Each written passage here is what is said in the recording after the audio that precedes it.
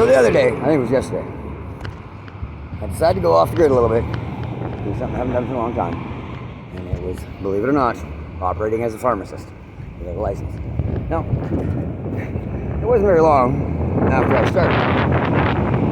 I was moving product, and the reason was because I'm punctual, I'm professional, I'm fair, I'm on time, and I do what I say. But then it didn't take too long to also have some of the fellow members of the RCMP come up and take all my products, take some of my money, and all this kind of stuff. And what they didn't realize, and I didn't tell them this, there was a 29-year-old man that came up and I said, hey, he came up and he said, hey, can you help me? I'm hurting. That's usually what they say. It's like when a person is addicted to, they call down, and they're going through withdrawals. Now I looked at the kid, I'm like, dude, I said, maybe. Because it's kind of something you got to do. Like it's got street medicine, you know what I mean? It's like, it actually is serious. If somebody's going through the opioid withdrawal, it's like a real thing. So you have to taper them off. That's why Suboxone and methadone and all that kind of stuff. But it takes longer to actually use, it takes longer to get off of Suboxone or methadone than it does actually to get off of heroin. So anyway, I tell the kid he doesn't look like he's hurting. I said, how long have you been using down? He says, oh, about 4 to 6 weeks. I said, well, dude, I'm telling you right now, you're not hurting. Like, you're not going through the physical withdrawals that I'm very worried about. So if you don't got cash, I ain't going to help you. Second of all, I don't think that you should be doing this. I don't want to make money off you. I can make money off it, but this is not the right thing that has helped much of our society. So I'm like, you're not hurting. See, that's just hot. Anyway, after about 15-20 minutes, I convinced him out of the idea of doing that, which I think is a good thing. Like, it's a good thing. Now, if he was hurting, I'd have given it to him. Like, if I started seeing some signs that he was actually in need of it, I'd have done it. Now, I might have sold him another thing that woke him up a little bit, and maybe told him to give his life a check. And hey, it is what it is.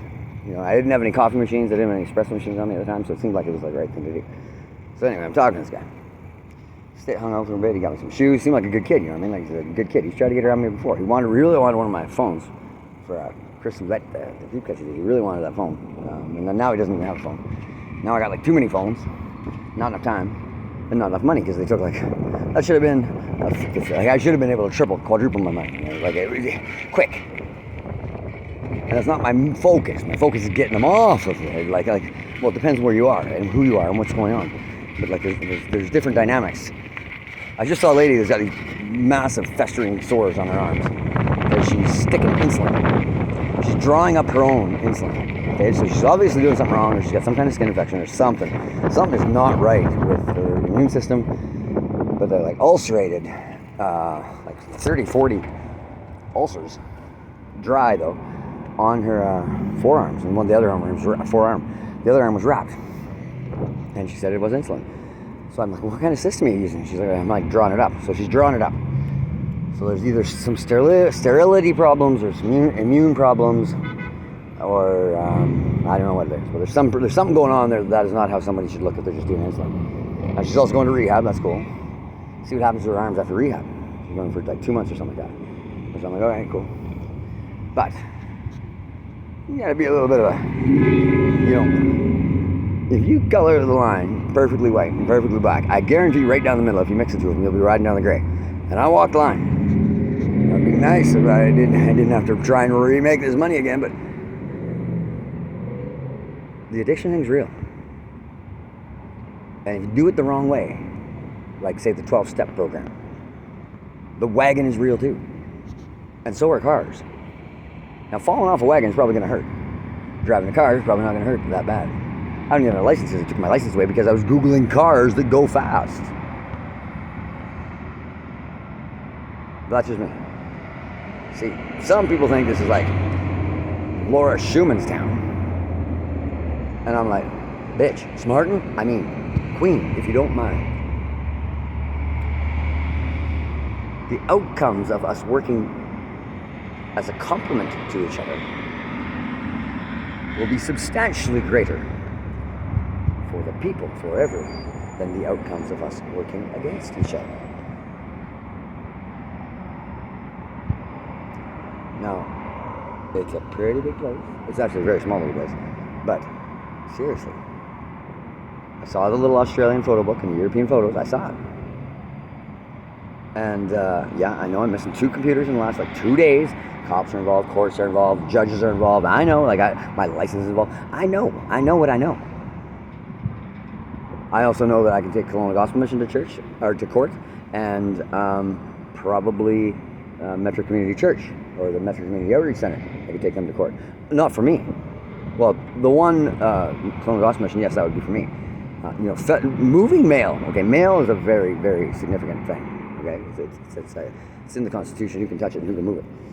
And it's serious. Now, operating outreach center or a soup kitchen, whatever you want to call it, these are different things. As what's his name? The guy that had the stroke that didn't look like he had the stroke, but said he runs Will Peters Management or whatever. Now, I also thought I had a stroke when I went to the hospital. But if they're looking at some records and they'd like to throw a little salt in his wounds. And I remember that driving down, my leg was numb. I couldn't move my leg. Then it's also when we had some very weird bugs in some mites of some sort. They almost looked like, I don't know, I did a lot of research on them. I can't remember what I found out, but I'm a little bit more of a real world asset motherfucker. You could say I am the real world asset. And if I get to know you, then that would be, we are the real world assets. And that's kind of humanistic. Be good, be kind. I was drinking drive, and there goes a John Deere truck right there. I used to sell John Deere and Brown. That was a really nice service truck. I know what I do better than you know what you do.